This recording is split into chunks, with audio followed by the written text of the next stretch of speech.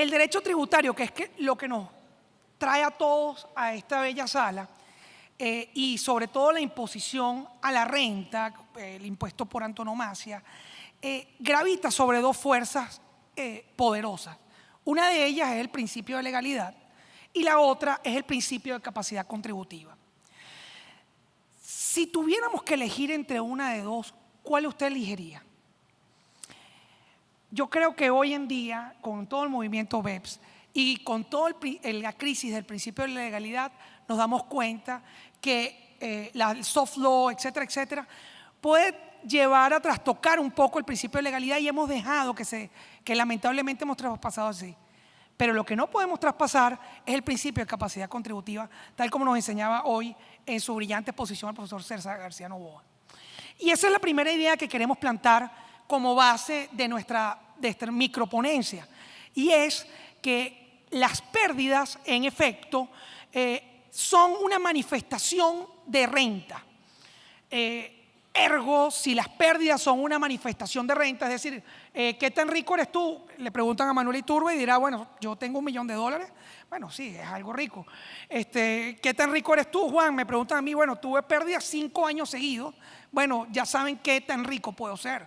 Entonces, tomando en cuenta esta idea, las pérdidas como manifestación inequívoca de capacidad o de renta están íntimamente ligados con dos elementos importantes. Uno, el hecho imponible de la imposición a la renta es precisamente ese incremento patrimonial, y otro precisamente la capacidad contributiva.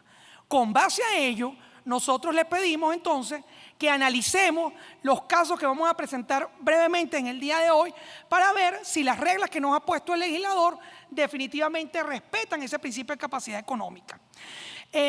Varias ideas también para plantar aquí es que todo el movimiento BEPS, todo el movimiento FATCA, todo el tema del Paradise Papers, los Panama Papers, en todo se hablan de riquezas, de fortunas, de cómo hacer para que no se eludan manifestaciones de riqueza. Pero ninguno pone en duda que si usted tiene pérdidas y si usted le ha ido mal en la renta, entonces usted no puede conjugar esa renta o esa renta no se pueden tomar.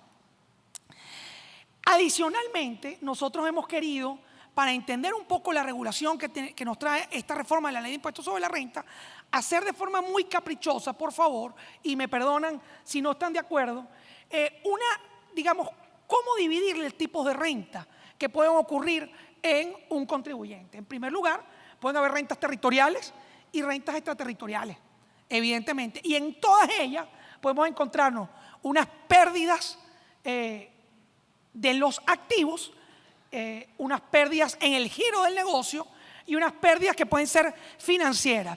Cuando se trata de contribuyentes que tienen giros económicos financieros, es cuando se nos hace difícil decir, bueno, cuándo hay pérdida en el giro del negocio y cuándo esa pérdida es financiera.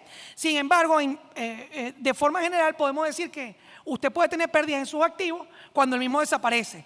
Me lo robaron, se pudrió la mercancía, entró en obsolescencia esa tecnología, por ejemplo. O puedo tener una pérdida de capital en mis activos porque yo tengo un activo que adquirí a 100 bolívares y lo vendo en 50 bolívares. Ahí evidentemente tengo una pérdida de capital. También puede haber una pérdida en el giro del negocio porque usted, por ejemplo, también lo hablaba esta mañana el profesor García Novoa, y lo hablaba inversamente. ¿Qué pasa cuando usted tiene una plusvalía sobre un activo? ¿Existe una renta o no existe una renta? Bueno, nosotros le traemos la misma pregunta. ¿Qué pasa cuando ese activo que usted tiene ha perdido valor? Entonces nosotros estamos en presencia de una pérdida sin duda. Si es un commodity o es un activo que se cotiza en un mercado bursátil, es muy fácil verificar la pérdida. No va a ser fácil cuando estamos en presencia de un activo que no cotiza en bolsa, por ejemplo, o que no tiene valores referenciales del mercado internacional. Pueden haber también pérdidas del giro del negocio cuando, por ejemplo, estamos con deudas incobrables, y esa no me voy a detener mucho ahí. También cuando tenemos pérdidas operativas. Las pérdidas operativas básicamente es que al final del ejercicio yo veo mi balance de ganancias y pérdidas o mi estado de resultados y me doy cuenta que tengo más costos y gastos que ingresos. Entonces ahí estamos en presencia de una pérdida operativa. Y las pérdidas financieras, respecto a la imposición a la renta la podemos ver en el ajuste por inflación y las pérdidas cambiarias.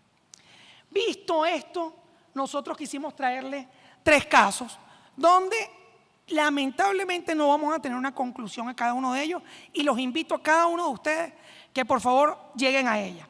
El primer caso es la norma que habla sobre la desaparición y destrucción de los activos fijos y el activo circulante o los activos o el inventario. La reforma nos trae una nueva regla de deducibilidad. Nos dice que no van a ser deducibles en todos los casos.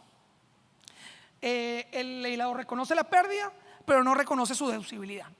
En segundo lugar, la segunda regla que queremos discutir con ustedes es una interesantísima. Ya lo hablaba el relator en su brillante exposición, que es como consecuencia de la exclusión inconstitucional de aplicar el ajuste fiscal por inflación para la determinación de la renta neta gravable de los contribuyentes especiales y de los contribuyentes de bancos, seguros y sector financiero. Estos sectores se han encontrado con la realidad y digamos casi el dilema shakespeariano de decir, bueno, ¿aplico la norma que es definitivamente inconstitucional o no la aplico? ¿Y qué pasa si la aplico? ¿Y qué pérdidas me pueden ocasionar este tipo de cosas? ¿Cuál es su tratamiento? Y por último, el tema de las pérdidas cambiarias. Vamos a ver si el tiempo nos ayuda. Respecto a la desaparición de inventario, no me quiero extender mucho, pero básicamente la regla ahora establece un concepto de limitación, un concepto jurídico indeterminado, que no es otra cosa que, como vemos allí, que solamente serán deducibles cuando haya ocurrido un caso fortuito o fuerza mayor. Y además, no solamente es con el activo fijo, sino con los inventarios. Entonces, lo que nosotros nos preguntamos es, ¿qué pasa cuando yo tengo una mercancía que se pudrió? ¿Podemos decir que estamos en un caso de fortuito o de fuerza mayor? ¿Qué pasa, por ejemplo, si hay una prohibición de comercialización? Aquí en Venezuela ocurrió, se prohibió la comercialización de Coca-Cola Cero. ¿Qué hago con los inventarios de Coca-Cola Cero? ¿Qué hago con los inventarios de materia prima de Coca-Cola Cero? En ese ejemplo, por decir un caso. ¿Es un caso fortuito o fuerza mayor? La jurisprudencia de la Sala Político-Administrativa de Avanzada, por cierto, ha dicho que en los casos de cuando se habla de caso fortuito y fuerza mayor, debe entenderse también la causa extraña no imputable. Por lo tanto, siguiendo esa jurisprudencia, en nuestra opinión, todos esos casos, cuando se pudre una mercancía, cuando hay una prohibición de comercialización, cuando hay defectos en la fabricación de un producto, cuando ese producto se encuentra descontinuado, ¿quién quiere coleccionar el álbum de Barajita de México 86, por ejemplo? No creo que muy pocos aquí, quizás. O cuando hay obsolescencia, aquí, por ejemplo, ¿quién quiere comprar un Betamax? Entonces, cuando nosotros estamos en nuestros inventarios, en nuestros activos, los Betamax, y los desincorporamos, y nosotros hemos pagado plata por ese Betamax, o por el álbum o por el inventario de álbum de México 86, entonces definitivamente estamos en un caso donde ocurrió una pérdida del activo y que en nuestra consideración sí encuadra en un caso fortuito o de fuerza mayor, y por lo tanto la regla debe ser la deducibilidad, porque al fin y al cabo estamos hablando de capacidad contributiva como esa fuerza que no puede ser desatada de la imposición a la renta. Cuando hablamos del ajuste por inflación, la posición de nosotros es que no, si en Venezuela hay inflación, hay 1% de inflación anual o hay 6.000% de inflación anual, la renta de cada uno de los contribuyentes debe ser determinada tomando en cuenta el efecto de esa inflación. De acuerdo a mi posición patrimonial, la inflación no solamente me puede generar pérdidas, la inflación me puede generar una ganancia. Si yo, por ejemplo, tengo un capital muy pequeño y tengo una gran cantidad de inventario que no rota con facilidad, definitivamente yo estoy en una posición donde la renta, donde la inflación me favorece. Yo cada día gano más. En cambio, si yo soy un banco o una empresa de seguro que tiene un negocio monetario propiamente dicho, definitivamente la inflación hace que pierda. En consecuencia, en nuestra opinión y tal como se ha reconocido en otras jurisdicciones, como por ejemplo en la Argentina, cuando en un proceso hiperinflacionario el gobierno argentino desconoció la determinación del ajuste por inflación, el Tribunal Supremo argentino ha dicho que no se puede, si usted determina su renta sin tomar en cuenta la inflación del ejercicio, usted no está determinando su renta conforme a la capacidad contributiva. En consecuencia, esto es inconstitucional. Sin embargo, si usted tiene que lidiar en ese idioma shakespeariano de ajustar o no ajustar, aplicar la norma inconstitucional o desaplicar la norma inconstitucional, si aún usted la tiene que aplicar, usted tenía tres opciones. Los ajustes acumulados los desarticula de su patrimonio y no tiene efecto fiscal. Los ajustes acumulados los lleva como un gasto deducible, o los ajustes acumulados los va deduciendo conforme a la vida útil de ellos. Cualquiera que sea el caso, la cantidad importante de inflación que acumuló Venezuela durante muchos años hizo que esos activos acumularan también unos ajustes importantes.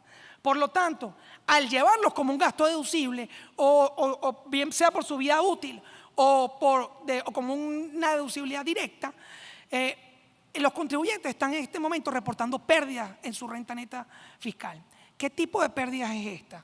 Es una pérdida de ajuste por inflación y por lo tanto no trasladable a ningún ejercicio, o por el contrario se trata de una pérdida operativa que puede usted trasladar por 3 años con una limitación inconstitucional que también vamos a ver.